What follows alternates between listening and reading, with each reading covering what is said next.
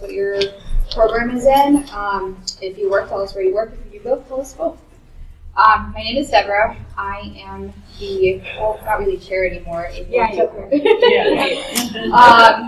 I was the chair for 2017 of ASQ. I'm also in the PI program, and next week we finish class, and I'm done. I currently work in finance. I also have my own small businesses that I do bookkeeping for small businesses, and that's about it. So I'm going to let Norbert take the next turn. I am Norbert, also the outgoing vice chair for the student branch, and also completing the PI program, same timing as Deb, next week.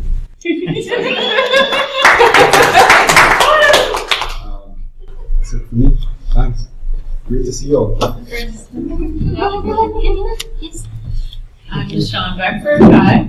I'm a current PI student and the incoming treasurer / secretary. I don't graduate anytime soon. Brag about.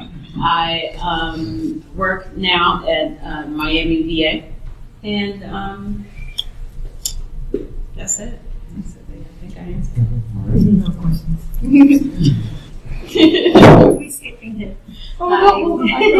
I'm Marissa Portillo. I'm here to support Kara, who's my co-worker here at NOVA. We work for College of Osteopathic Medicine, and I'm an incoming PI student.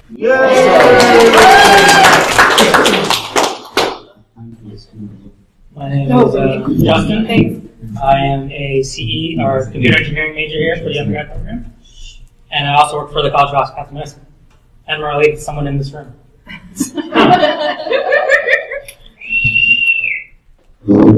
Hi, I'm Kara. I'm also finishing in a week. Yay!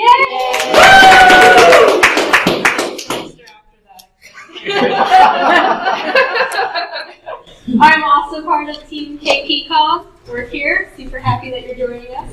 And I'm related to that one. My name's Chris, here to support my girlfriend, Deborah. Yay! Excited to graduate. We'll be done next week. I think we're a little more excited. I've been in sales and management for over 12 years and doing lead consulting for health staffing currently. So. All right.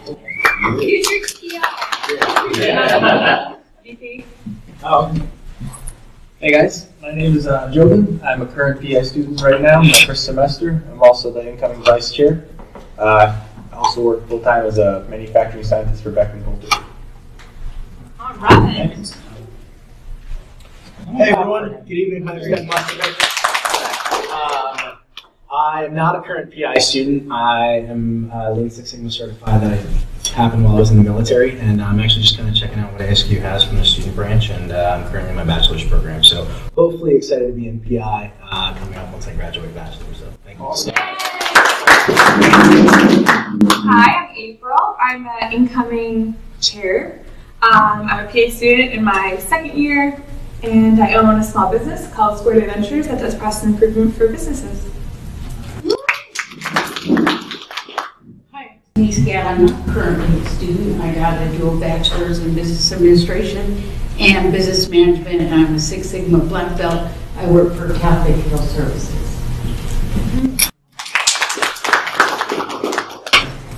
Hi, I'm Alicia. I'm an international student from Jamaica. I'm currently a PI student. That's it, right? What do you do?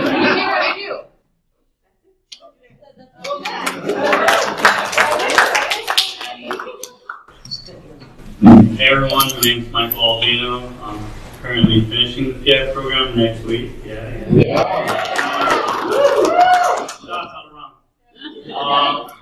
I currently work as a IT project manager for Tolentino North America, so if you need a countertop, let me know.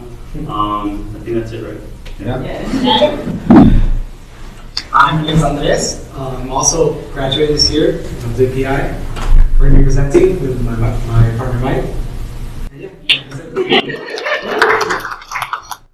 Hi everyone, Amy Tong. I'm a 1510 member here to support all of you students. I'm not a student.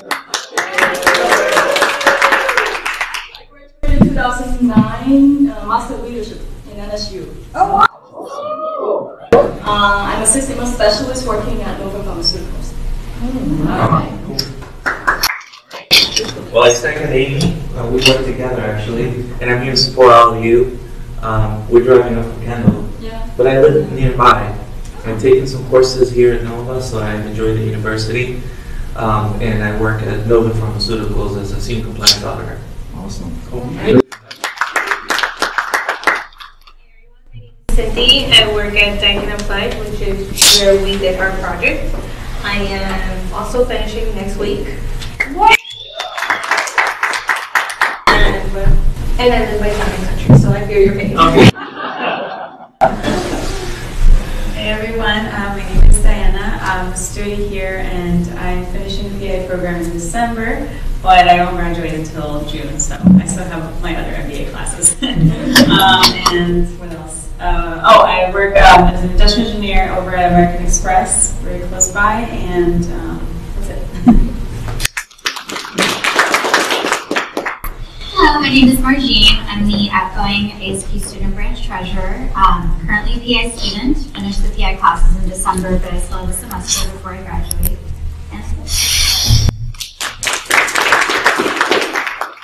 I just want to say a special thank you for the members of 1510 for being here. I think this is the most turnout that we've had from you guys, and I'm glad to be, that we're going to show you the project and what we've been working on.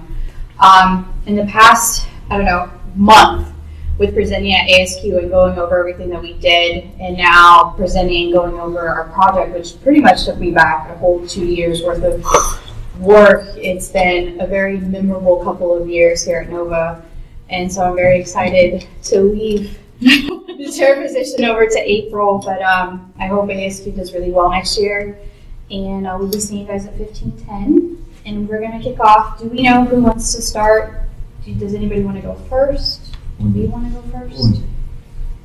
Okay, so I guess we will go first, and we'll start presenting our project.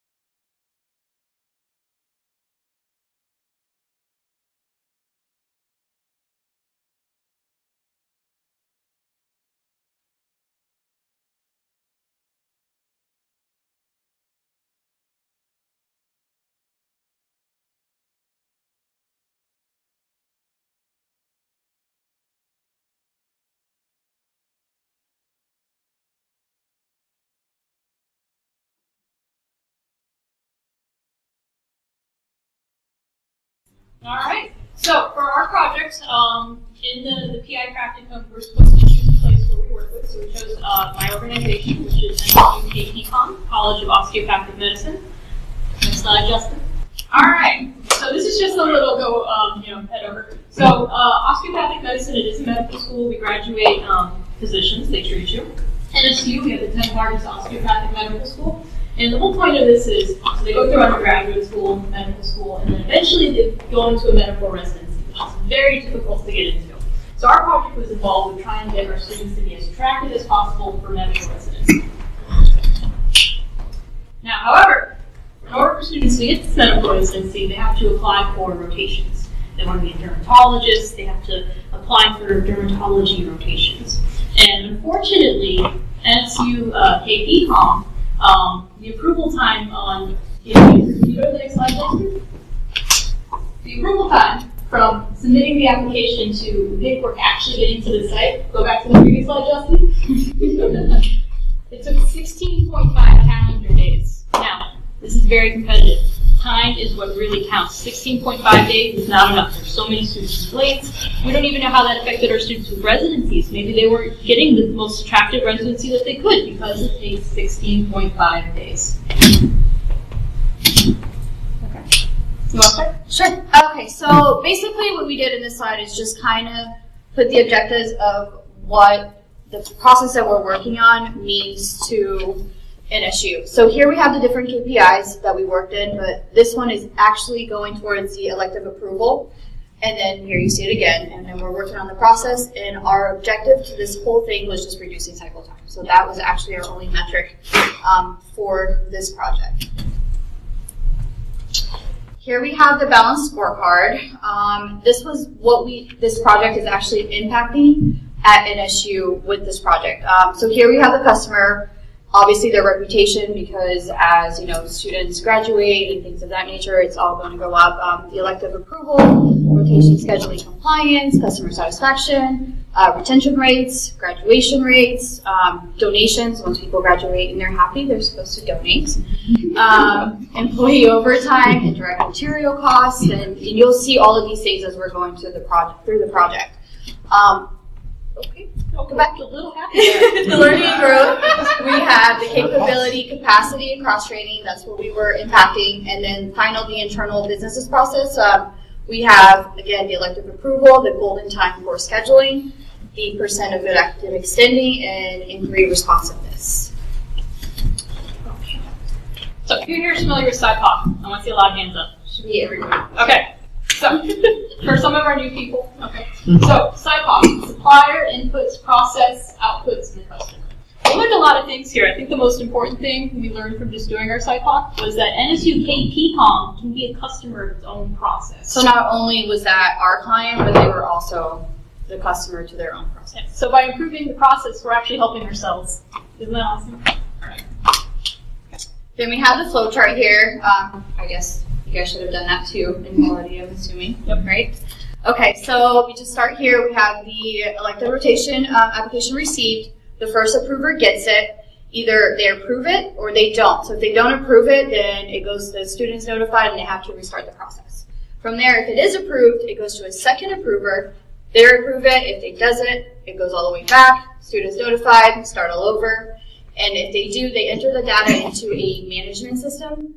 And then they prepare a packet, and then they mail it out, and that's the end of our process. And that's pretty much so assuming everything's good, this whole thing takes 16.5 calendar days to do all of that. And our scope is from when the email is received or the application is received to when the packet is actually done to be mailed out. After that, we're not in charge of anything. Here we have our very first baseline BSM for during Define. As you can see here, there's a lot of unknowns. There's a lot of unknowns everywhere. When we started this process, we were like, yeah, they're going to have timestamps for the email, and they're going to have this, and we're going to have that. That was not the case. So we were able to measure pretty much anything. But what we were able to measure is, hey, when the email was received, and then when the packet was mailed out. And that's how we came to our median of 16.5 days.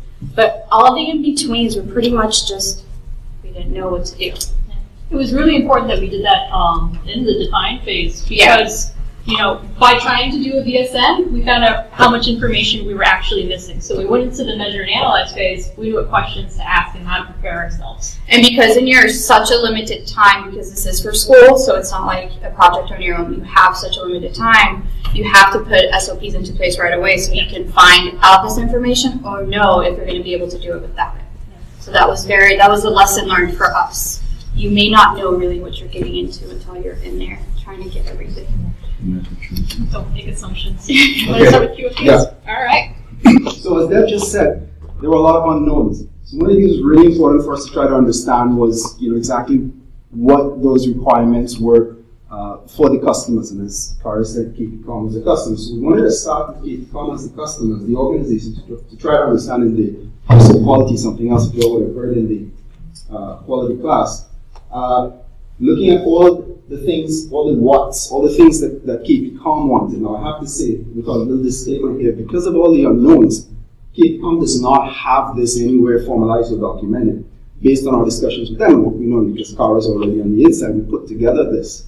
And so these are the 4 things that they see that they want to get, and these are the methods that they plan to achieve that.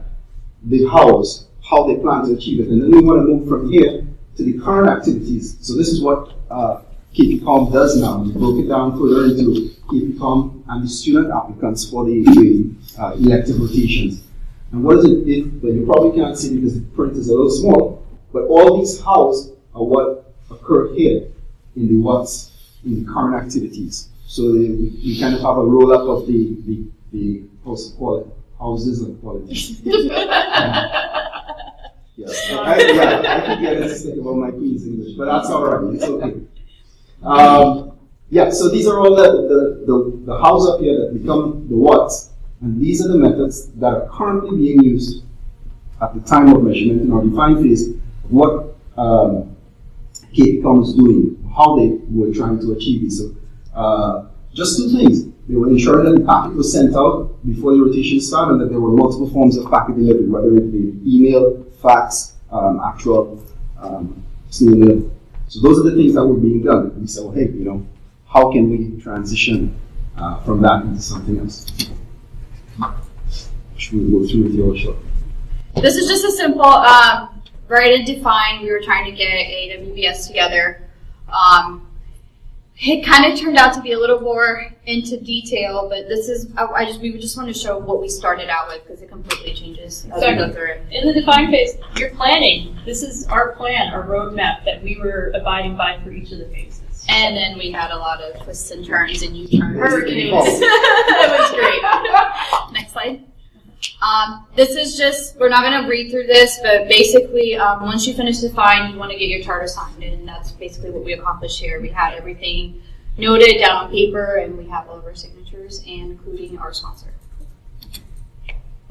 And then we start measuring out. Yay! So, how do you know your data is good? Well, I don't know, you gotta look at it. So the good thing about our data is that it's objective data. It's not really subjective to, you know, someone saying whether it's good or bad. There are timestamps. We have objective data. It's not subjective. But there were some issues with it. You know, we found that there was some human error in actually entering some of the data, especially in the management system. The process was out of control. The worst part about it is that even though it's objective data, we didn't have the ability to track hours, minutes, or seconds. So really this project was done in days because we just didn't have the ability to track hours, minutes, seconds, and get that precise. Yeah. Okay, so this is one of our favorite slides. The data is giving us the finger.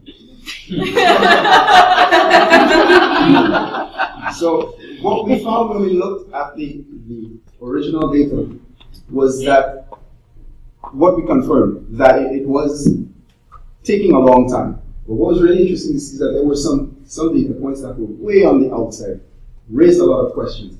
And the median here that you see of 13, remember Cara spoke earlier, we had a median of 16.5 on the previous slide, if you saw it, because of some manual manipulation. You go back to the slide, we'll show you actually. One more. Front. Right. Yeah. The last one, yeah. So what happened was that the first approval in the process was going in and physically trying to get the stuff done while this project was going.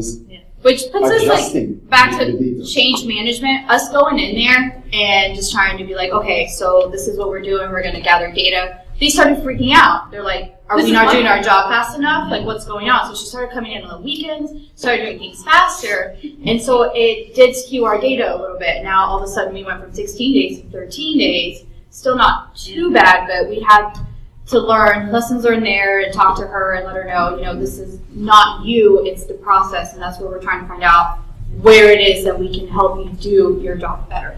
That was it, but she did freak out a little bit, so that was a great lessons learned there for us. Yeah, if the people in the process know it's being observed, you know, they may not be as objective as normal about it. And that's normal human reaction, so really key point for us all as PI practitioners, and while we work with data and so on and sort of empirical, remember we're still dealing with people, and there's that sort of we just got too excited and started doing things and kind of not measuring. Always have to factor in the HR aspect of it. Always.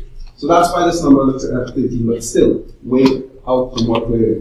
Yeah, and that was another lesson that we learned. So you see here that we're using the median as opposed to the mean, the average. Well, it's because our process, it's not in control. So the most stable thing to look at would be the median. So that was something that we learned, and we felt, you know, when the process is out of control, it's really influenced by outliers like this 28 that will really, change your mean. So that may not be really.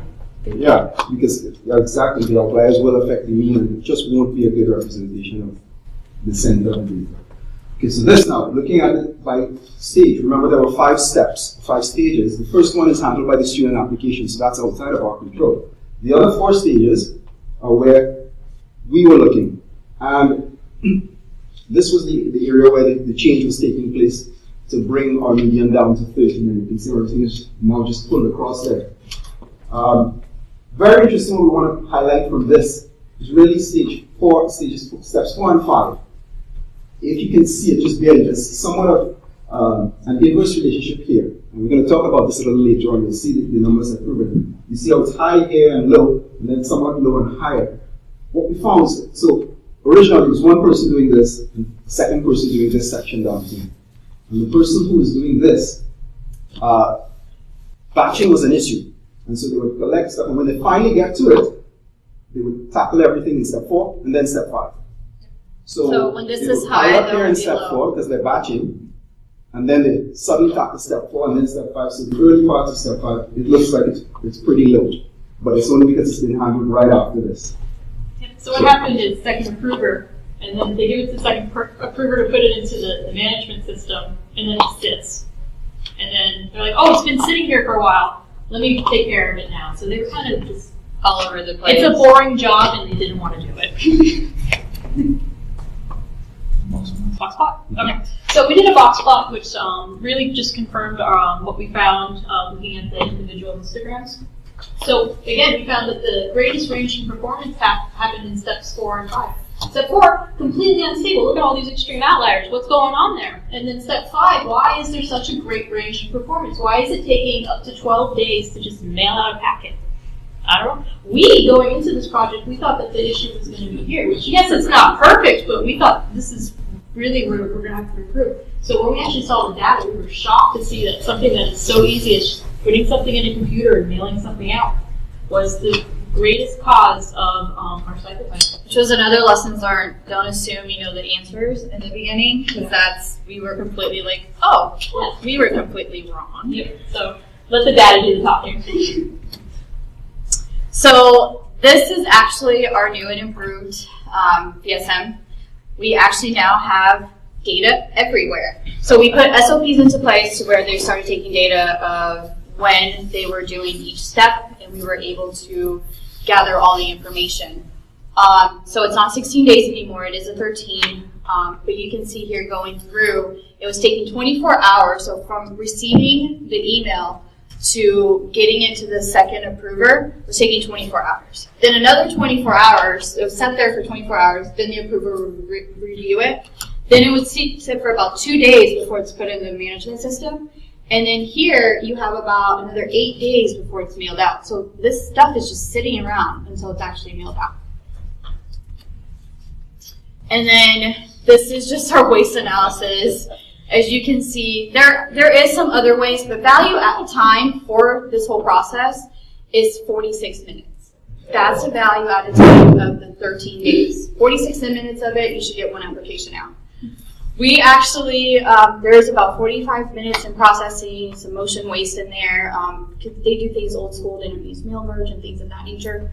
And then waiting was the other 12.9 days pretty much. That was just sitting around waiting. And you can see the dashboard evidence here, just waiting. Yeah, this is literally, we were working and gathering data, and we were like talking about it, and we looked behind us, and we're like, well, look at that. How is all this batching? Oh. And we took a picture, so there's that. Yep. Okay. So, yeah. So, for everything that you've seen there, median of 13 days, we have it listed at 16.5 originally. And just how capable is this process? So, KPCOM has a target that they want everything done maximum 12 days. If you're talking about a median of 16.5 and 13, already we're above that. And this analysis shows the main thing to take away from this is that over 3/4 of the data is projected to be blowing that 12-day target, above the target, 77.6%. And that target basically was our success. So if we could get the process under 12 days, they would call it a success. Okay, so we took a look at correlation. Just three things just to pay attention to here. One of our key learnings is the difference between Pearson and Spearman. The correlation that we use is Spearman because it was more appropriate for data that has those kinds of outliers and non-normality.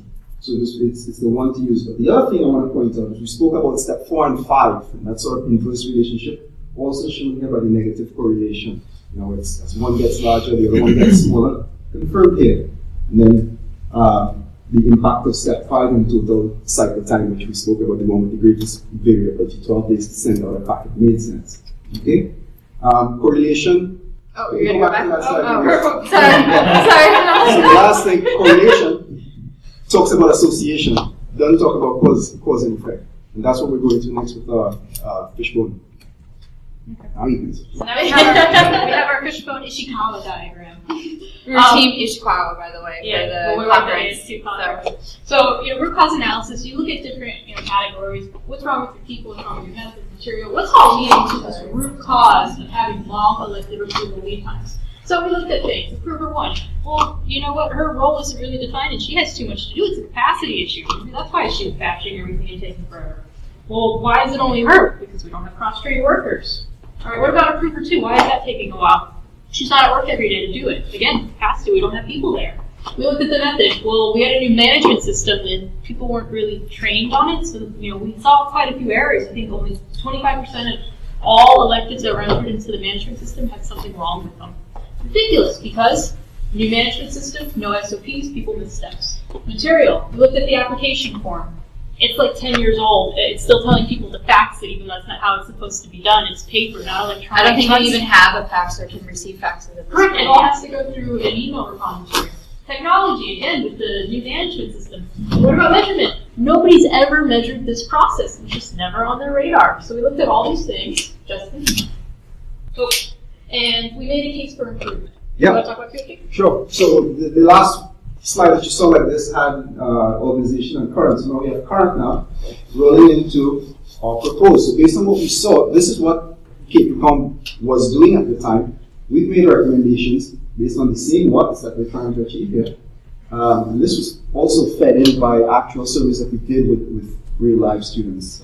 Correct. So we did a satisfaction. Yep. I think we had 73 students complete a survey on how important and how satisfied they were, and they weren't very satisfied. To help us with these numbers here. So what we did was we recommended 7 activities, and I'll just quickly read them out. So approver on site daily, because we had an approver who only came in twice a week. There's one for the second approval for steps 4 and 5. An expedited approval option, batch elimination. No surprise there. Include optional form fields on the form so that it didn't get held up because a field was not filled out. We had someone denied because they were missing a fax number, which is not important. Exactly, just because everything wasn't filled out.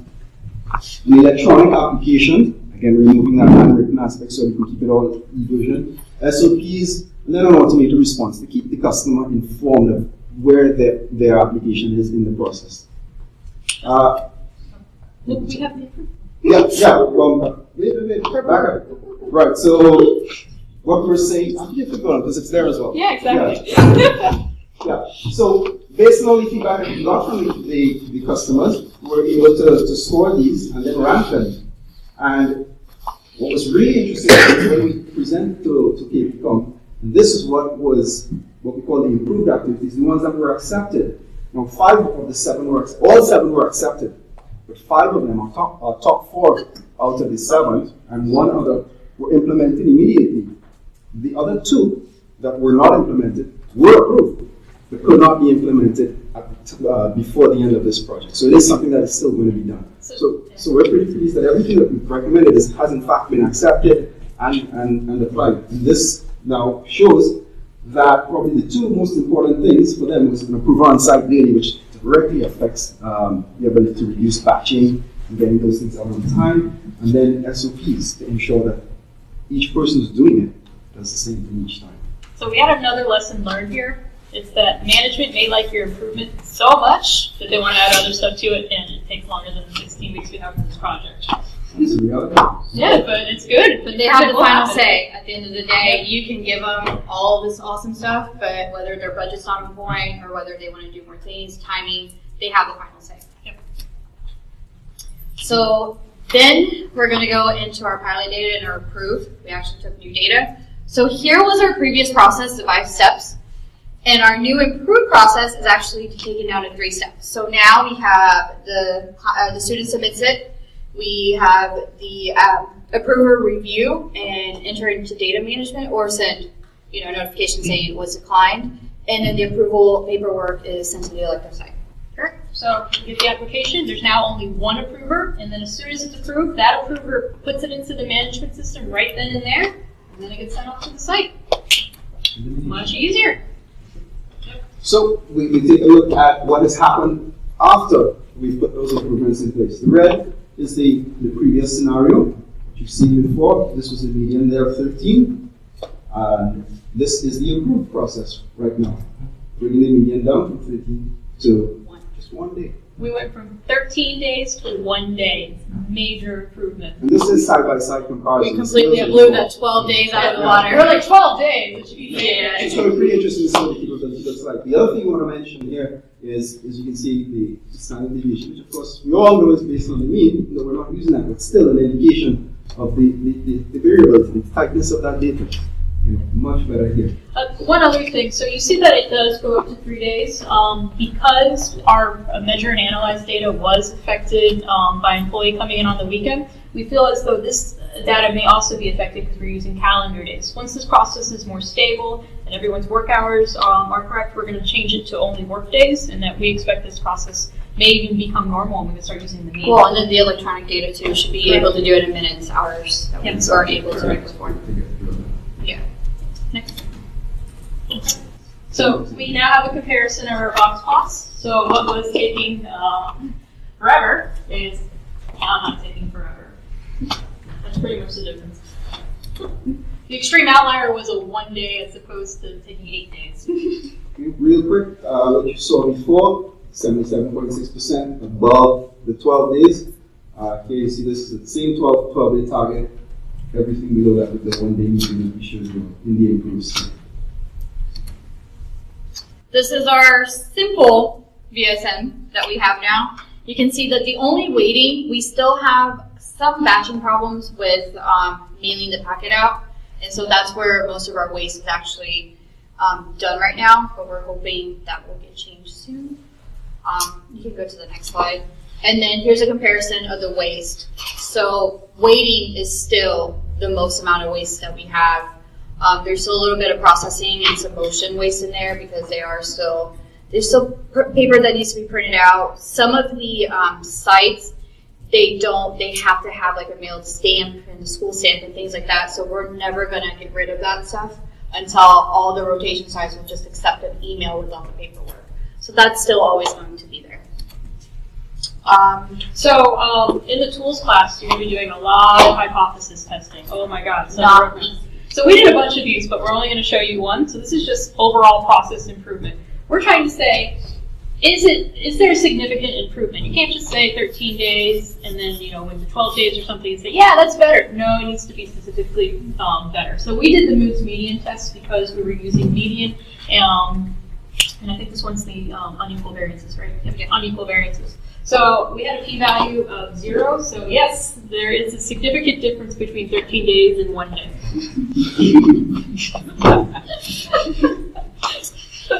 Okay, so this is taking us to control. Now that we've shown you all the data have improved. So basically here, what we did, you'll learn if you haven't learned yet, there's different types of control methods.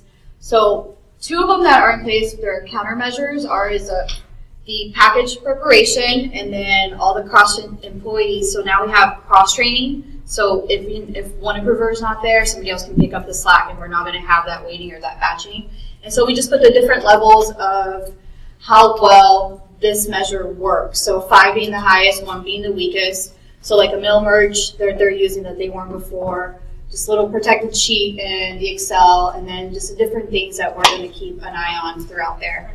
And you guys can go and log in and take a look deeper later. Yeah, I don't know if you guys use data validation in your Excel sheets, but they call it pokey foolproof for a reason, valid validation. People can't make mistakes. And then this is our control plan. Do you want to take them through it, or do you want me to? So, again, the other part of continuing on our control plan, what we tried to list here were the things that we really wanted to tackle going forward. Because remember, when this gets handed over to Practicum, these are things that they're going to have to be doing. And the main measure for them is cycle time. So we're going to be, one of the things that we're going to have to be doing occasionally, bi-weekly. Yes, Kara. Bi-weekly, they're going to be taking a sample and checking this to see that the median stays within their limits. And their target is, if it goes above 3 days, then they take action and it shows exactly what they need to do. And the display method to show that over those measurement periods will be control charts. And so essentially that's what we've done for each of these, shown what we're trying to do, what's the measure, and how often we're going to do it, and what is it you need to do to show that, and what you're going to do if things fall out of the spec that you're going after. So this is what we were talking about. So that electronic sheet, we weren't able to put it in process. So the SPCs that were on the previous slide reviewing the Excel sheet and collecting data and the timestamps, they still have room for error because it's still human input. Humans are going to input it in. Once we have that electronic sheet, it's going to be a countermeasure. So the new level is going to be the highest level is a 5 because the electronic sheet is going to capture when it came in. If it's approved, it's going to automatically send it back out. It's going to timestamp that. Everything's going to be timestamped. So all the data is going to be collected, not by humans, so therefore shouldn't have any errors, which I'm sure in the beginning it will. Yeah. But so these are the little things that we put up. This was done throughout the whole project. So the stakeholder register, it actually kind of changed, I think, one time. Yes, we changed. So it was very important for us to get the student feedback in this because they're one of the customers, just like KPCom. So we actually ended up changing, we ended up using Babak Gupta, and he was really instrumental in helping us out, figuring out for our QFDs. Yep. Next slide. This register looks completely different from the day we started. We had the highest one was hurricane because it was just the hurricane just happened. School, you couldn't access school. Nobody had phones. I was in Atlanta. KPCom was closed. They didn't have electricity. Things were happening. We still had the same deadline. Freaking out. And now it's not even longer on there. Yeah, I think the only one that stayed the same was our risk ID number 4, no access to data. Because it involves students and FERPA regulations, all the data had to be sanitized before it was given to teammates. So she had to gather everything, put it on spreadsheets before we can even look at it. But other than that, every single gate that we went through was updating, moving, taking out, adding new. Things just changed throughout the whole project. And that's really important. Lesson learned as well. Deb spoke about the hurricane. When we started, it was just the week before. We didn't even think about it. Yeah. And we're in hurricane season. Everybody talks about it, but you didn't think that might affect what you're doing. So again, key lesson learned. You just sort of expand your mind on the things that really could be risky. And even no matter how ridiculous, and if it's a low risk, you just score it low. But you never know. It's still there. Yeah. And update as you go along, because now at the end of November, really hurricanes. That'll be an outlier. So here, same thing, milestone, updated, dates changed a lot, but we kept on track and we just kept updating it through each gate. Next slide. And then our lessons learned. We're not going to go over because we pretty much covered it out throughout the project, where we learned it and everything else. There are a couple things that we didn't mention before. Like one of them is presenting to clients. Oh, yes. So, for instance, when we did our root cause analysis, we showed something different to management because management was kind of the problem. And when you tell management that they're the problem, they don't really want to hear that. So you can hint at it, but you may want to have 2 separate presentations. Yeah, like our Ishikawa had like management, upper management, upper management, upper management. We're like, I don't think that's very. And I think that's the last slide. I don't think we have anything else. Yay! Yay! Guys, have any questions? Do you, if you don't mind, where did you get your percentage of improvement? You guys said that your goal was 12 days, and at least from a standard, I only used 40 in the past. So how did you normally use what? Like a 40% improvement from an area that hadn't had a process improvement before. beforehand? Did you guys have like a percentage of improvement that you were aiming for? No, and that's actually a good lesson learned. So we actually, when we first started this, we thought we were going to go to management, and we didn't actually know what the total cycle time was going into it. They thought it was about 3 weeks, which that actually was the average, but we don't want to use that because their data isn't normal. So we didn't want to go into it saying what kind of improvement would you want. It had never been measured. So what we did, am I pointing to you? You almost said it. It's all right. I can still see. So what we did was when we measured it, we found out what it actually was, 16.5 using 100 historical points. They were shocked by that, and what do you want to see? We didn't put any ideas in their head because it's better to under-promise and over-deliver, which is what we definitely did. Well, one of the requirements in this class, because Dr. Kramer actually met with the sponsors, he wanted the sponsors to give us what they considered a success rate. So it wasn't us deciding a percentage, because I think if it was up to us, we'd say something like three or 2 days. Yeah. But it wasn't us deciding, it was Dr. Kramer saying, okay, they have to tell you what is a success rate, because we do want to get an affidavit signed for us to get certified. I'm another customer as well, so if there's anybody who can have an opinion of what it is they want, they should be able to give it first. You have to throw it back to you and say, well, what do you think? At least they've got to have a baseline you can work with. And just was there any cost associated with the queues that they had in place, and was there any cost associated with not getting somebody into the program? So that's a really good question, because financial impacts are always something that you want to be putting forward in this, because when you get to the C-suite, you want to be able to talk the numbers for them. Call it luckily or unluckily, depending on how you look at it, because this is done in-house and it's part of of course, we didn't have to detail that, but yeah, I mean, absolutely, maybe Cara can talk to that. Yeah. Unfortunately, I wasn't able to get exact numbers, but when you're thinking about it, just automating the process, we lost overhead costs, just dealing with, paper, ink, and whatnot. But really, we had issues with overtime. People coming in on the weekends to do this. That's gone. That's gone. So I don't have the financial metric for that because I'm not privy to it at the moment, but just the fact that we're no longer paying overtime for this is saving us money. Well, then the other thing to look at too, like with students not being able to graduate on time, they're not really tracking any of this data. So the fact that we got them to track this little bit will now maybe incentivize them to be like, oh, now we can track this, now we can track this, now we can track that, because there's just so many things in the department that they have no idea what's going on. It's just being done. Okay. No, go ahead. Just give me hands signals.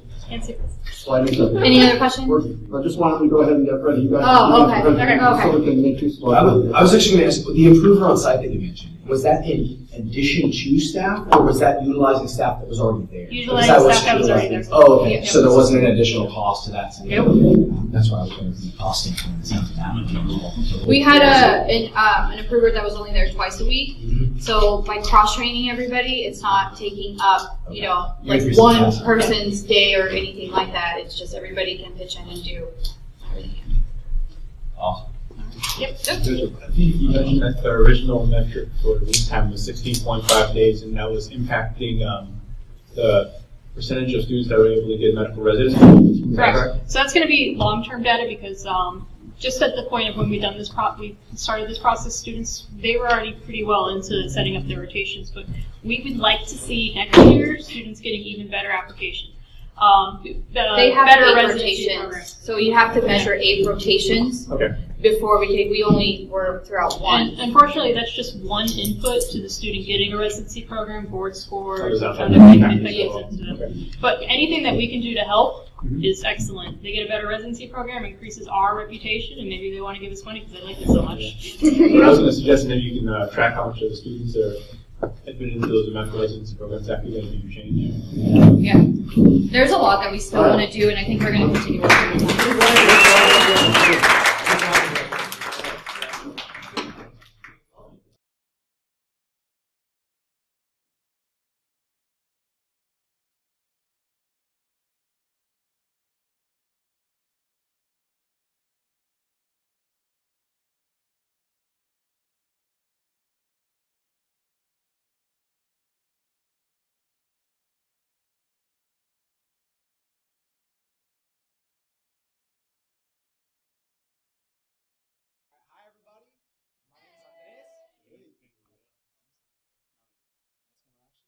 Hi everybody, my name is Andres.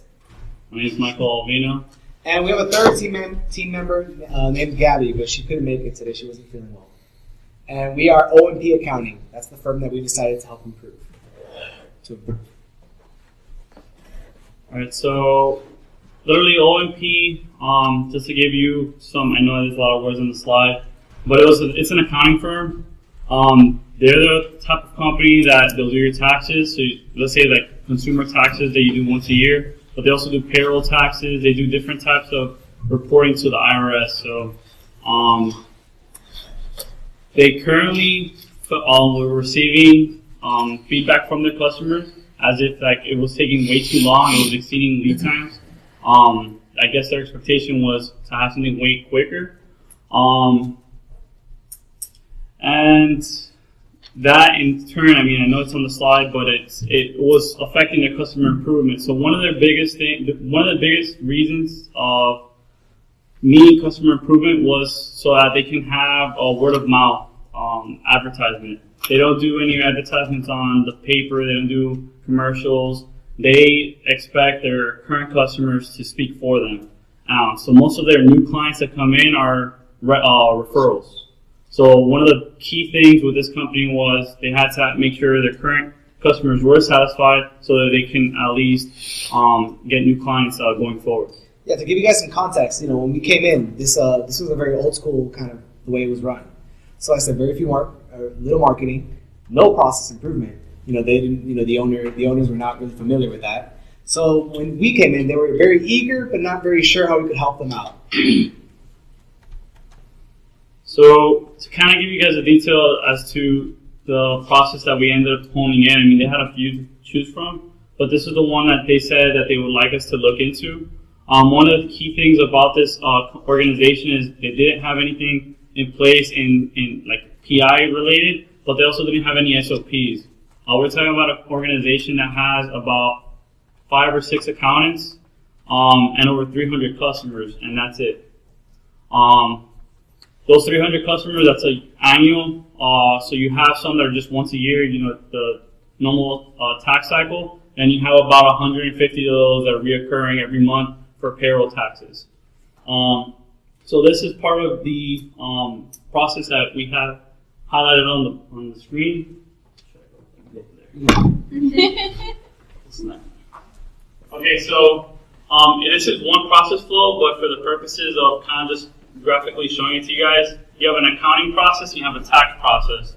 In the accounting process, you have what you typically have when you go to do your taxes. You gotta they collect all your type of bank statements, any purchase order, invoices, receipts, anything where you guys can show what you've made, what you spent throughout the year.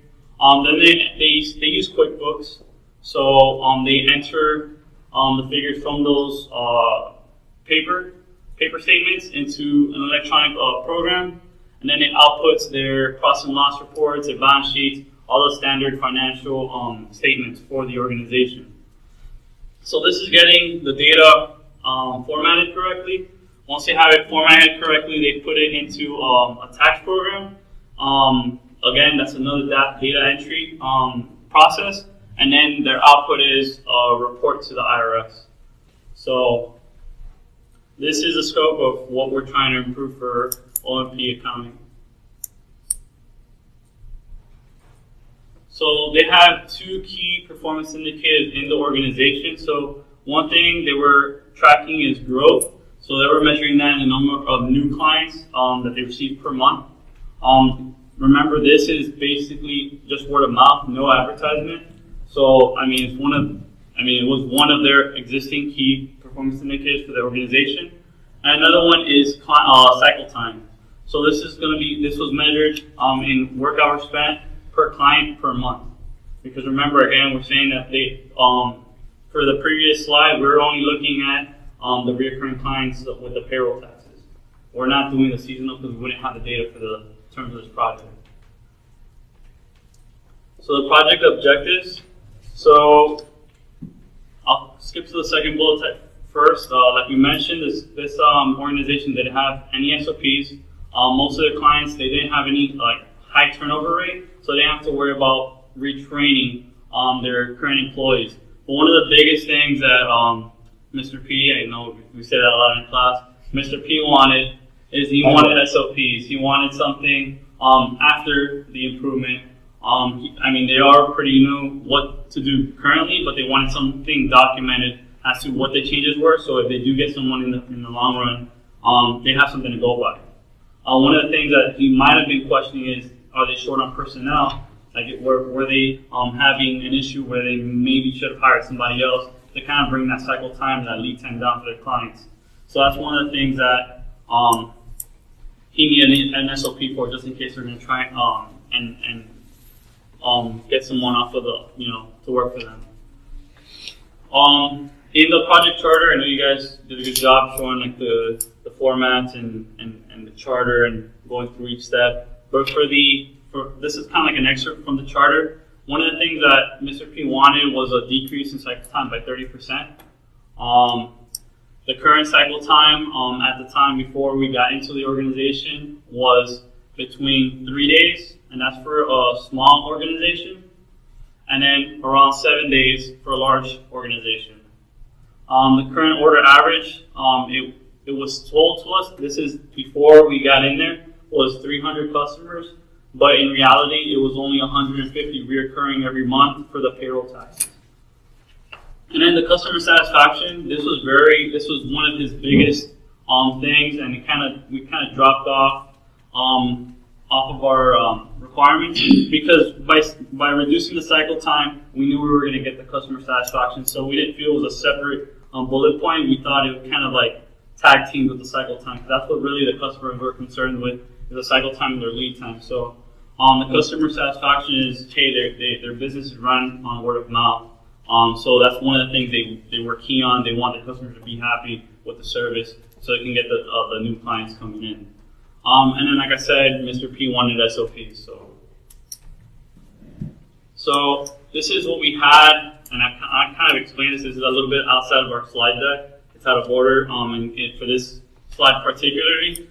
But Andres and I and Gabby, she's not here today, we had small organizations and large organizations, and when we got our first month of data, we felt like there was something missing, and that's kind of like what this slide's showing. We created what's called a client type. We have a small organization, the client type 1, a medium organization, the client type 2, and a large organization, the client type 3, just so that we can see, okay, where is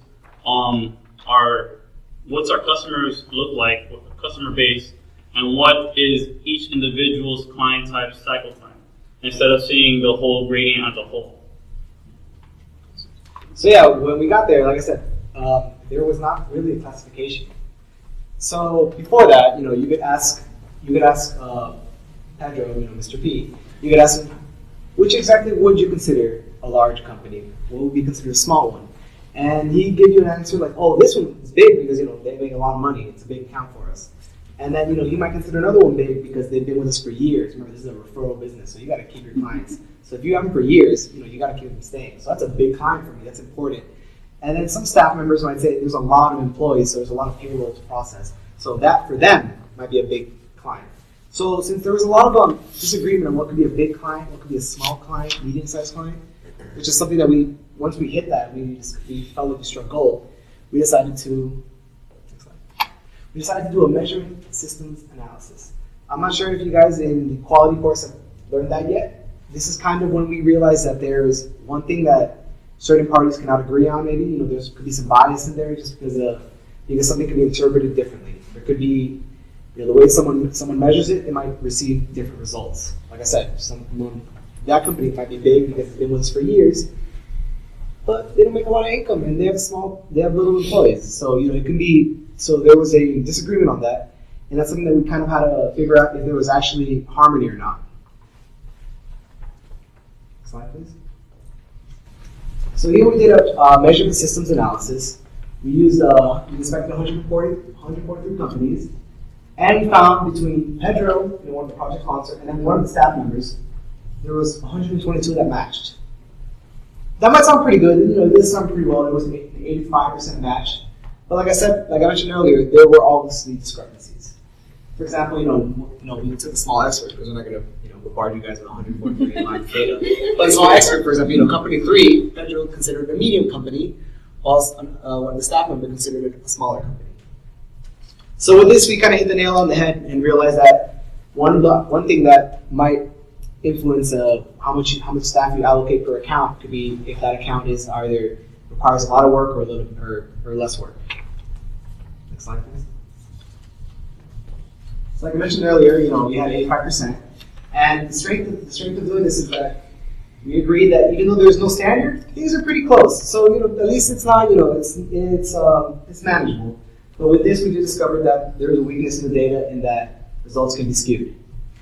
But the good news is also by creating this client type which did not exist before, we were able to kind of like find the secret on how to allocate staff the way we think we should be allocated. Next, please. So our strategy was, when we came in, we wanted to allocate staff more efficiently to reduce cycle time. But then, as we went on, we discovered that some clients might be bigger, some clients might be smaller. That we also had to create a standard, something that everyone can agree on. So there's not disagreements, and so there's things that people can't get confused on. So with that, again, we had reasons. This company being with us for years. This company makes X amount of money. This company has this much employees. I like this guy. I've heard that before too. We decided to. He has one employee, but he's a huge account. We decided to base it on the number of employees. And with that, we finally created the standard, and from there we divided all remaining companies into that regarding number of employees. Can you just explain this as well? Yeah. No. That's exciting. Yeah, explain this as well. Huh? All right. Oh yeah, so here. So our mission was to create a proper classification standard, medium, small, large, based on number of employees. And then once we do that, once we're able to separate the companies into how we think that they should, how they should be classified, again, all with Pedro's approval, then we were able to optimize staff allocation. Now that we were able to segment companies and sector them into what we think what they should be in, we're able to decide, okay, how many employees should we dedicate to a large company? How much staff members should we dedicate to a small one? So by doing that, we were able to reach, by step 1, we were able to reach step 2.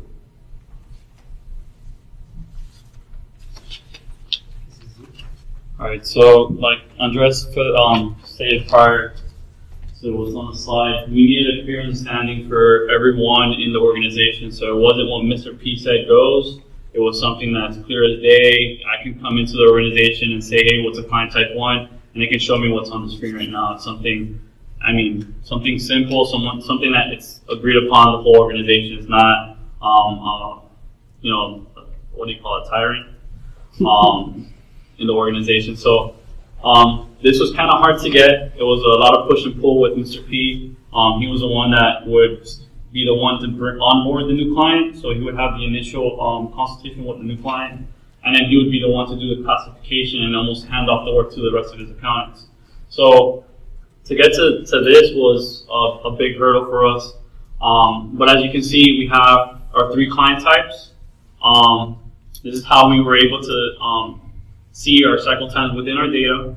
But then for you guys to understand what cycle times are, the client types. The client type 1 is a small organization, and that's classified as an organization that has less than 100 employees. And the rubric is going to allocate 1 accountant for these type of organizations. Your client type 2 are your medium-sized organizations.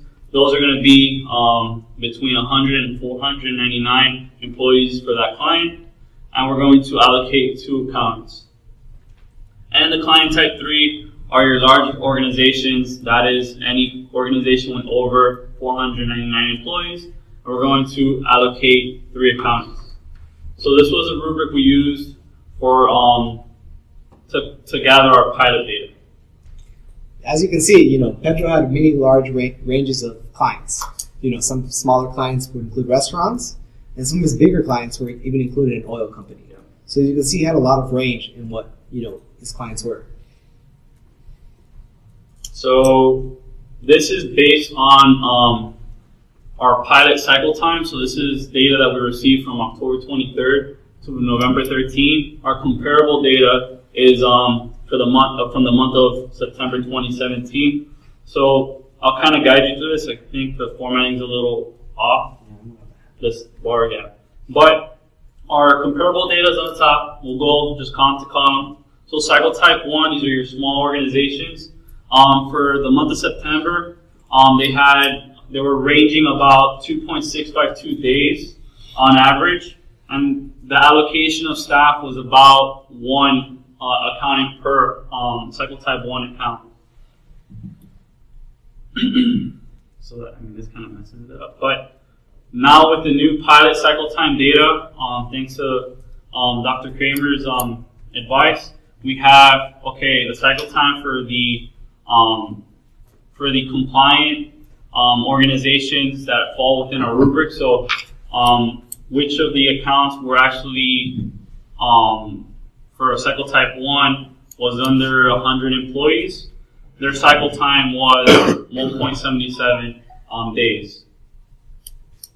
The organizations that were not compliant to our rubric, and they had over 1 staff allocated, were at a 1.368 on average amount of days cycle time. So as you can tell, yes, if you have 2 staff members, it does go down, but it's not enough to say, hey, at all times we're going to have 2 staff accountants. It's like a diminishing return. Yes. With cycle time, or with client type 2s, before we had about 4 days of cycle time, and we had about 2 staff allocation prior to improvement. This is just based on September data that we collected during our measure phase. After we implemented our rubric, the pilot data, we can see that with 2 staff for client type 2, which is according to our rubric, they had about 3 days on average for the cycle time for those clients. When they did not follow the rubric, when they had, let's say, 1 staff, they had about almost 4 days of cycle time. And then when they had 3, so they over allocated staff to client type 2, they had about 2.5. Again, you could throw more people at it, but it's not going to really mean much. And then when they didn't, let's say they only allocated 1 staff member, it shot up an extra day on their cycle time on average. And then client type 3, this was actually a special case. We thought it was going to be like the previous project said. They assumed their issue was going to be in one place. This one, with our pilot data, is kind of funky, and we still have to tweak it. We already tweaked it. It's just that we're not showing it here due to this just being the pilot. But before it was 6 days. There were between 2 and 3 staff accountants allocated on these type of clients. The ones that fell with our rubric, they were at about 5 days, 5.3 cycle time. When they fell off of our rubric, let's say they just threw 1 person or 2 people at it, not the full 3 that we requested, they were between 5 and 6. So right here, you can see, I don't know why, we have, when you put 1 person on it, you had some that were 5, some that were 4, some that are just not, they're not classified correctly, and then when you have 2, it just shoots way over the average cycle time from even before. But again, this was based on our pilot data. We still have more data that we've collected since then. All right, thank you.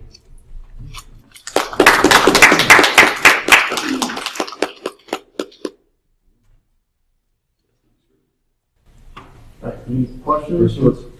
Questions? Were you guys, but the same problem we had, were you guys basing this on calendar days, like including weekends, or were you guys able to do it on the 5 days? Like, how did you guys? So we noticed that there was sometimes we were taking consultants on the weekend, so it's the same exact thing. They don't work a strict schedule. Some of our days that we actually went to collect the data and work with his team was on a weekend. But for the most part, we tried to stay on like a Monday, Tuesday due to our own schedules as well. And then, like that data, the last data point that you're like, it's still pilot data. Could it be because maybe the person added is still working on other things as well as, or are they just working on one project at a time? So one of the things, I know we didn't explain it in this presentation, we try to keep it within a time frame, but we thought there was going to be a lot of movement. So Mr. P, just to throw it out there, he has 6 computers, and the reason is because he does when you get those, and he has 2 offices, so he has a lot of movement. Right. Yeah, that's right. So the thing is that when you guys do your taxes, don't you feel like you got like a stack of papers and you see them kind of separated out and all that? Well, it's that stack of papers per client that he prints it out with all the statements and whatnot. Oh, wow. So while one's printing, he jumps on another computer and starts working on that one, lets that one printing, and just keeps jumping from computer to computer, yeah. So that's how the 6 people were able to manage 150 clients per month. Okay. Hey, I had a question. When I was looking over the numbers, it showed that you were basing the classifications off of the number of employees. Yep. So instead of doing that, would it have made sense just as much to do amount spent on the firm, assuming that there is some difference in the complexity of the statements or the complexity of the work itself? Or was it just vanilla type work, all the same, and they were basically at a standard fee, like head count? Is that what it was? So what we noticed is that one of the biggest things was the amount of pre-work that they were doing. So a lot of the statements for a small organization, they'll have a couple of receipts going on. For a larger organization, you're going to have packets. So that's why we did it by size of company or amount of employees instead of, let's say, revenue, what they actually made, or what a fee that they pay the company. That's how we were able to actually come up with that with Mr. P. Like I said, it was a fish and pool. Was it mostly too, like because of payroll, you're going to have to deal with more paperwork, with more employees payroll versus, So larger staff. So it would have been dependent. So the bigger the company, the more complexity. Correct. So then, okay. That's it.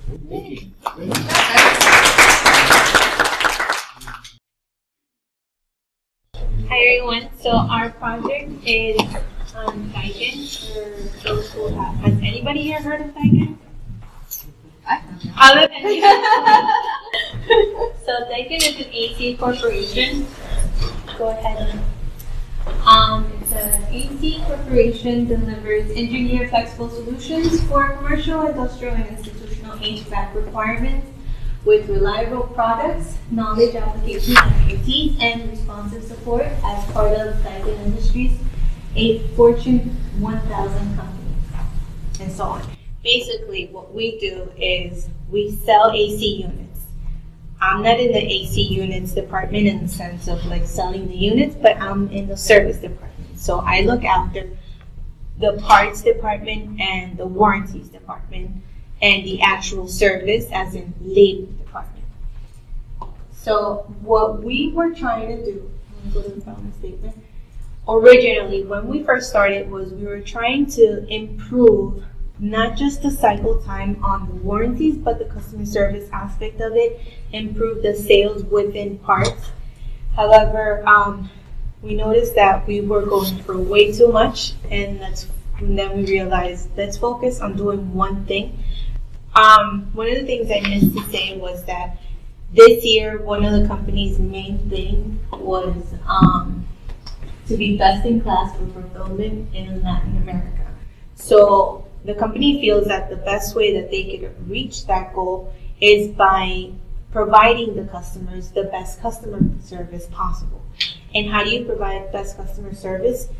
You could do that all around. You could do that by providing them a quick response with a warranty request. You could do that by providing them a quick response with a part quote. Or you could do that with a quick quote for service for labor. Whatever the case is, you just want that customer to fall in love with the attention that they get from you, and that leaves them with, it doesn't matter what the price is, what matters is the attention that I'm getting from this company.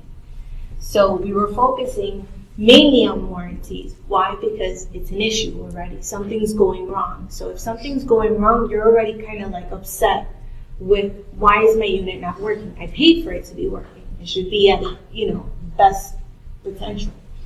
So with Daikin, we noticed that the warranties were taking longer than usual. So here you'll see the different things that we were trying to focus on. Notice how improved customer satisfaction is in the middle, and it's our main one. So as I explained, it's what we needed to focus on most. With warranties, we ran across somewhere between, the lowest could be 3 days, and one can even take up to 49 days, and that's just to get the process started. So we needed to make sure that we cut that time. Imagine having your AC broken down for that many days. Would you be a happy customer? Would you want to stay with us? No. If you're AC somewhere else. If you own a hotel and your AC unit's down, do you think you're going to have other customers? How many refunds are you going to be asked for? So it's important that we focus on those issues, and that's where we decided to stick to. I'm going to go to the next. So here's our balance scorecard, and this is how focusing on the warranty approval, the warranty cycle lead time, improved overall. For customers, the consistency and the reliability from the company to the customers, better reputation amongst customers. Our customers are no longer going to be bad-mouthing us, Daikin, they don't know what they're doing. They can't even figure out a warranty. So in that sense, it helps us financially. The warranty cost per line should decrease. Why? A lot of times we were having issues where a lot of these warranties were being approved because it reached the point that so many days had passed by that we're like, you know what, at the end, who cares what the issue is? We're paying for it just because the customer needs it, and it's just, at this point, it just seems like the right thing to do because too much time has gone by. So the SOPs that we put in place allowed for these things to no longer be an issue. Exposure to unjust warranty will limit to their approval. So putting these SOPs in place also allowed us to have some of the things that were happening. So we came across that some of the customers were trying to outsmart us and were submitting claims for units that really weren't broken down. They were just submitting those claims to get those parts free before the warranty expired. Mm-hmm. So getting all this info and gathering all this data, what it did is it exposed those recurring serial numbers, and we're like, wait a minute, why are these same parts being asked for these same serial numbers? So we saw the trends that were happening. So that allowed the financial aspect to be improved in that sense. Learning and growth, new SOPs, sustainability in the process, and improve the quality of the customer service. This is untangible. The internal processes, reducing the cycle time, better response to the customers, you have happier customers. You want to go to the next? Okay. So we kind of we're jumping around a little bit on the DMAIC process just because we had to take a lot of chunks out of our slides to squish it into this amount of time. So when we started doing the measure and analyze part of the project, one of the things that you have to do is create, your QFD house of qualities. So the first one that we created, which is the one on top, is basically that of the firm itself. So our what's, sorry, super small in here, but the what's being like, they want quick response times, and that all kind of correlates back to like they want good customer service, they want value for their services, they want quality products, and they want equality as well as within their communications. And then as far as like how they were doing that, which is the top portion of that, they're using, regular everyday BAU processes, so like emails, telephone calls, interdepartmental communications through emails as well, just regular follow-ups with the customers, and then they had a quality control team for the production of the actual units as well. As far as how we wanted to improve it, we kind of took those hows from the firm and made them our what's on this pre-improvement house of quality that we have. And so how we would do that is using the TRC system that they already have implemented, which is like their management system for all these incoming requests. Sorry, cases. Yes. Using timelines, using an approval process across departmental approval process, and then using better external communications. And based on that is kind of how we decided, okay, like where exactly is this company in terms of like satisfaction, like are their customers like okay with what they have currently? Are some of the employees okay with what they currently have? And it was more on like the lower range for those. So this is, that was the pre-improvement one that we just showed. This was kind of more detailed as our proposed QFD. And here what you can see is it's kind of the same thing as the one before, but we added a little extra steps just to make it more detailed. So one of the ideas that we had behind improving this process is enforcing this TRC system, because what we found was that a lot of people were not actually inputting the cases in there. A lot of people were just kind of putting in like dummy numbers. So the enforcement of that, adding that approval process between forms and between different departments so that wasn't there before, to make sure that the correct information, like what Cindy was saying before, there's some people that are inputting like kind of like false warranty claims. More clear external communications, and we'll get into this, we'll actually show you a before and after of the external communication to our customer. Stricter timelines, of course. There really wasn't a timeline before for the employees. And then making required information on these forms, the external communications. So as part of our measure and analyze phase, I don't have all these graphs in here just for the sake of time, so I just laid out a table of everything that we have done so far for this project, and that it's just basically a part of what you'll do for the project. That ranges from making QFDs, we did histograms of what our cycle time was before and after. We did Pareto charts, we did correlation to see if there's any correlations between different months of sales and then different cycle times as well. And then when a case was coming in, we did run charts, capability analysis, we looked at the sales volume, like I said before, hypotheses tests. We did a waste analysis, and at the very end we did one of them was the root cause analysis. And I don't have all the charts here, but one of the main things that I think we did is kind of like lessons learned is when we were running the correlation matrix, we were trying to see if there was a correlation between the sales of the previous month and the amount and the cycle time the month after. Because we thought that because the sales were higher, the cycle time was going to take longer because the amount of people that were actually doing those claims.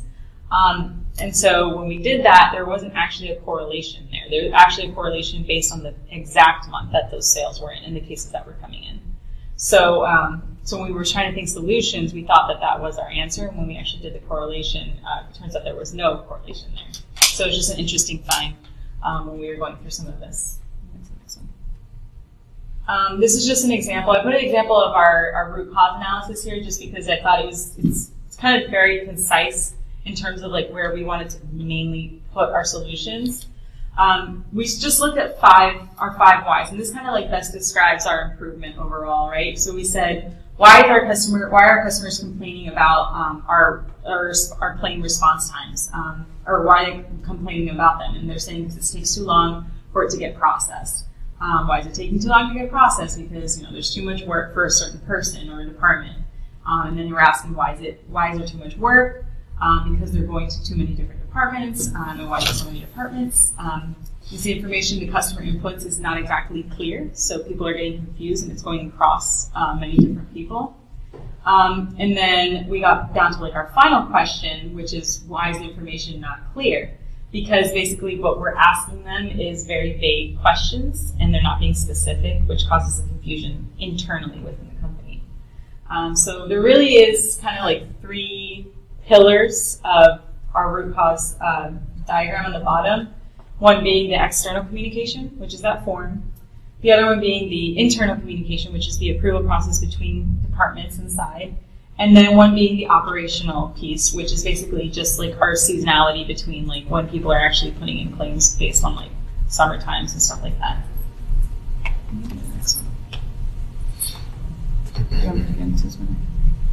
So for this, we once we kind of did all of the analysis and looked at our replies, we were trying to identify the solutions that we had. And one of the things we discussed was kind of like listing all out and like picking one solution.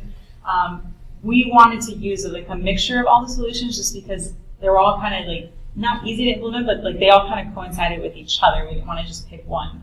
But the two biggest ones, like on our score, would be, of course, changing the warranty input claim and then enforcing the timeline, because we felt like those two were the biggest ones that we took out of like what we saw in our QFD, what we got from feedback from the customers as well as from the employees. And then the other two were also important and also part of the solutions that we implemented, but they just weren't the main ones, is of course the enforcing of that TRC system usage, and then implementing the SOPs, which of course they didn't have before either. So here you'll see the new form versus the old form. This is the old one, and this is the new one. The areas in yellow are the ones that stand out the most because that's like the vital information. However, it doesn't take away from the rest of the information that is being requested. So what happens? A lot of times they would just fill that out and look at all the other missing information that we wouldn't get. So the constant back and forth added to all that lead time. So no wonder we were never going to get that time that we were aiming for at the beginning, which was, at least 3 days. It was never going to happen when you have all these other things like still pending. So when we got together and we decided, we're like, okay, what's happening? What exactly is it that we need today if we receive a request? What do we need today to process that warranty program? We need to stop the back and forth. We need to just be able to get it done one time from that one email that we get from the customer with the information. So that's what we got. It's a big difference. Yeah. So, yeah. So this is just kind of like a quick chart of what our cycle time data was pre-implementation, just to give you an idea. Our data is clearly not normal, so we as well also have to use the median to kind of do the comparisons before and after. And right now, this one was, oh, I'm sorry, this is the after. I didn't show you the before. I'll show you the before when it comes later in the other slide. Actually, maybe the other slide is better to show. I'll show you in the next slide, but this slide is just showing our pilot data. So, sorry, I got those confused. So after we did the improvement, we measured again, like all of our stuff. And this is just showing basically that our process is, is in control currently. And then the next slide, it actually shows the improvement. So, sorry, the one on the left is the pre-implementation. So we had really high times there, kind of like scattered across. Just to give you an idea, like what the company wants is they want these claims to be like input and returned, like an answer to the customer within like 2 days. Which is like a really high goal because we had it all spread out into like, that's like 49 days. It's an outlier, but it was kind of spread out across all of those, right? There was really no consistency there. So before that, this is, we were doing, running our capability analysis. We saw that 68% of it, of our data was out of spec, out of that like 2-day range spec. And that it was still going to be about 50% out of spec in the future as well.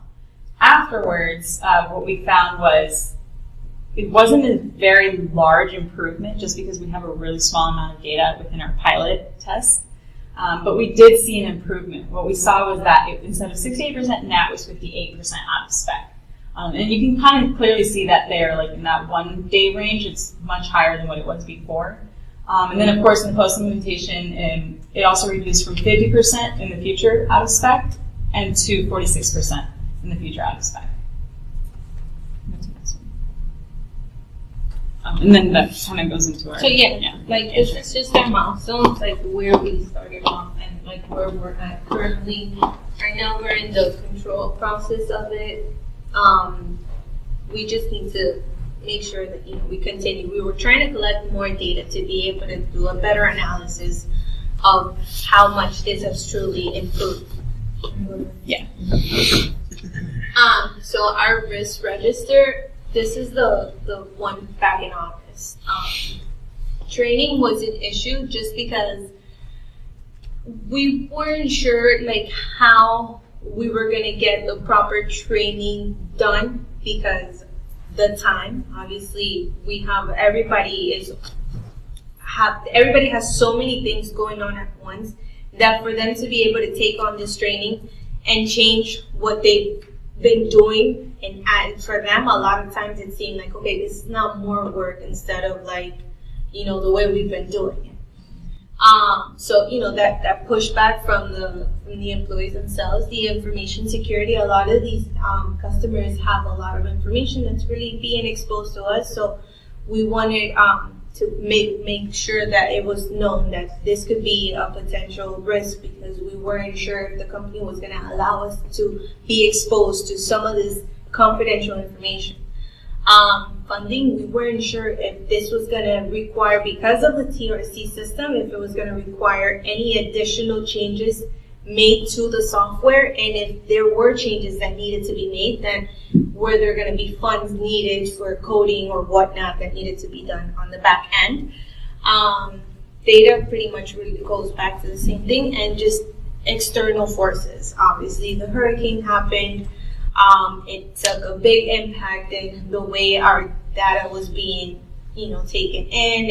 It prolonged a lot of the things, so we did take a hit with that. And then as you go through your project, you realize that you start getting rid of those risks, which is great. So you still have that resistance from the employees because they're still getting used to it. Some of them are used to just, you know, let me just get the information through the email, but you need to make sure that you're getting your customer base used to that change, because if you're on the inside, you don't push that change, you just wasted your time. So you need to make sure that you train your employees within and make sure that they are consistent with that change. If not, then all of this was worthless. External delays, you never know. I guess we left it. Yeah, I mean, like, we left it just because, I mean, the hurricane season is basically over, but like we did have like things here and there as part of like our own personal like lives. Oh my God! Yeah, so. One day we were working and then my power went out. So like little things like that. And I was like, yeah. So that always, we felt it was important that always stays, just because we're doing this project in such a short amount of time that like the time really just does pass by, and you know, next week you have to present on like a whole new, you know, DMA process. So for us, it was like, you know, we have to make sure that we get this done on time. So any little thing, like any little personal thing, really does affect. Oh yeah, and I got operated. She had surgery, so that stuff always stays on. External delays. And then the data subjectivity was one of them. Which goes back to the information being confidential and exposed, and like a lot of credit card information might be exposed through all of this. So those are things that have come across the TRC program that other people shouldn't really be looking at. So this is our project charter.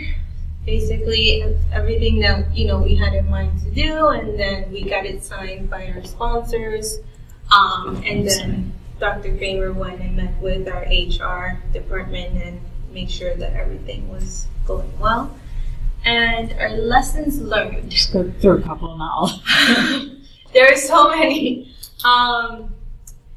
One thing I think for sure was that a lot of time, the pushback from your own, like from the group sponsor, it's crucial, because you're seeing the information laid out in front of you, and you're like, no, it's this. No, it's this. No, but the information says, like, look, no, that's okay. Trust me, I know. So that kind of pushback, it's a little hard. Obviously, the employees pushing back to being resistant to change. There was one around here. Project manager was low. Oh, as a project manager, you need to know what motivates your group.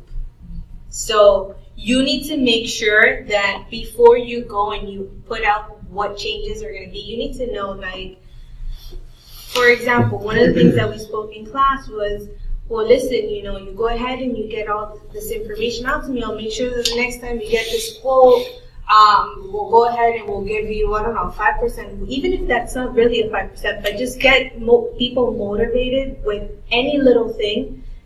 And it might be like if you're manipulating, but you're not really manipulating. You're just motivating to get the process done faster. It works so far. I think that was our last. Does anybody have any questions? Yeah, I got a question. So you guys started off with one objective, you know, reducing that time for the warranty claims, but you discovered something else, the sort of fraudulent activity with the fake claims. So that was an additional plus, but that was outside the scope of what your project was. Yeah. So what happened to that information? Did somebody else take that on? Yeah, that goes to the managers now, and there's going to be like additional, like what's happening now is these distributors that buy our products are now going to be responsible, and there's something called a partner and an ally. If you're going to be a partner of Daikin, moving forward, you're going to have to buy a certain amount of parts. So even if you make a bunch of claims, at the end of the day, we're forcing you to buy an inventory stock to have locally wherever it is, whether it's in the Caribbean or Latin America somewhere. And it's going to force them because that's how they were getting their stock. So no, you're no longer going to be doing this. And the only person that's going to be being hurt if they continue to do that is themselves, because they still have a stock there that needs to move. Mm-hmm. So we're forcing them now through the partnership to buy a stock.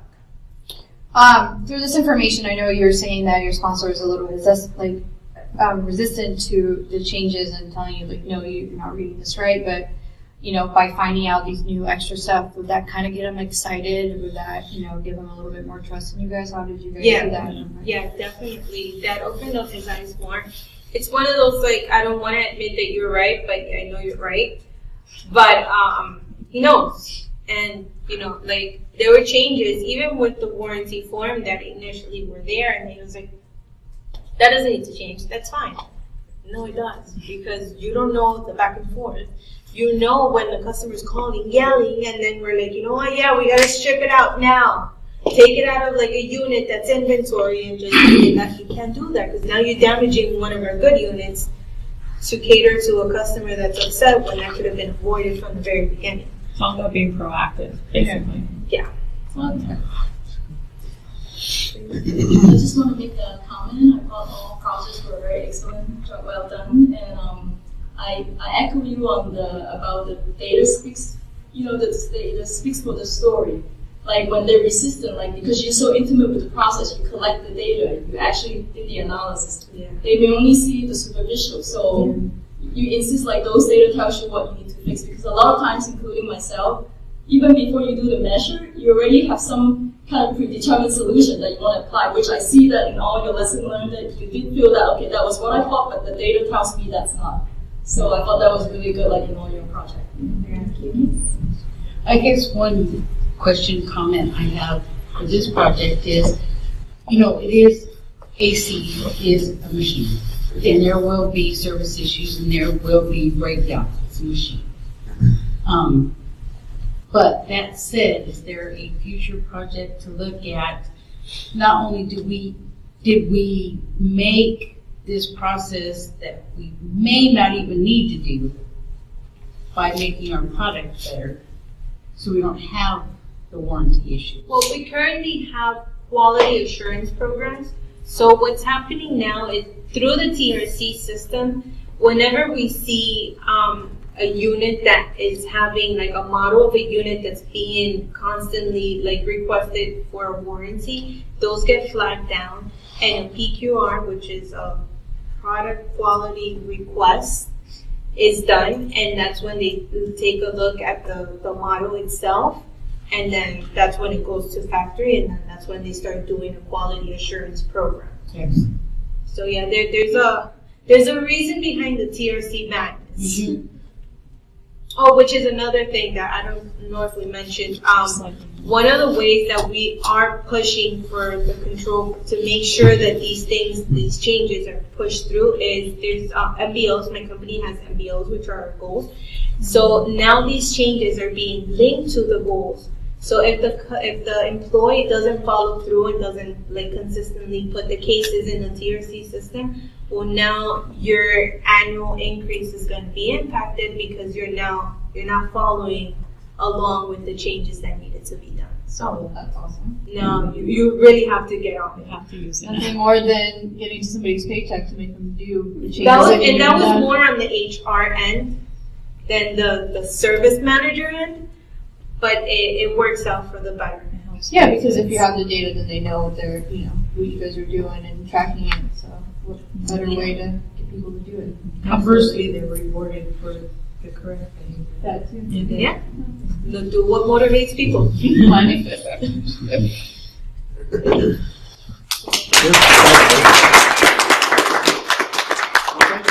for coming. I appreciate it. And we'll get the recording linked out to everyone. So it's been great to have the students give the other students a feel for what they're looking forward to.